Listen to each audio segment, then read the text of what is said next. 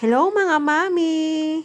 Ayan, bali ipipresent ko po sa inyo or ipapakita ko po sa inyo ang aming ulam. Bali ito po, tinatawag po ito sa Ilocano na binek or dukyang sa mga liblib na lugar. At sa Tagalog po, tinatawag po itong tulya. Kinukuha po ito sa ilog. Siyempre po, sa ilog, pag may mga ganito, ibig sabihin po, ito po ay malinis. At syempre, kailangan din po natin piliin yung, or dapat kilala rin po natin yung mga pinagbibilan po natin hanggang sa mga. Paano maghugas? Ganito po ang maghugas. Ganito po ako maghugas mga mami. Dapat ini-scrub po sa mga palad hanggang luminaw po yung tubig mga mami. At paano po magluto? Dapat po habang nililinisan po yun mga mami, nagpapakulo na rin po kayo ng tubig na mainit. Kasi yung mainit po na tubig, yun lang po ang aking pangluluto mamaya sa aking lulutuin. At syempre, pag nahugasan na po natin yung ating tulya, ilalagay lang po natin yan sa gilid at wag po natin gagalawin.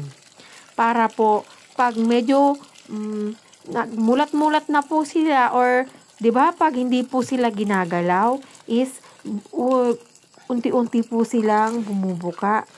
Pag nakita po natin silang bumubuka-buka na mga mami at medyo malaki-laki na po yung buka niya, yun po yung the time na lalagyan po natin siya ng mainit na tubig.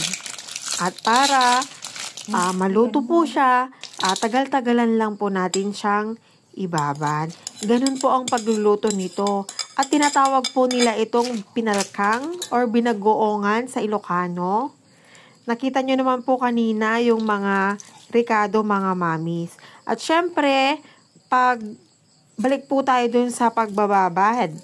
Pag naibabad na po natin sa mainit na tubig at alam po nating bumuka na ito, ang gawin po natin mga mamis is ilagay po natin sa strainer. Pag naalam po natin wala na po siyang tubig, lagyan po natin siya ng rekado. Ayan.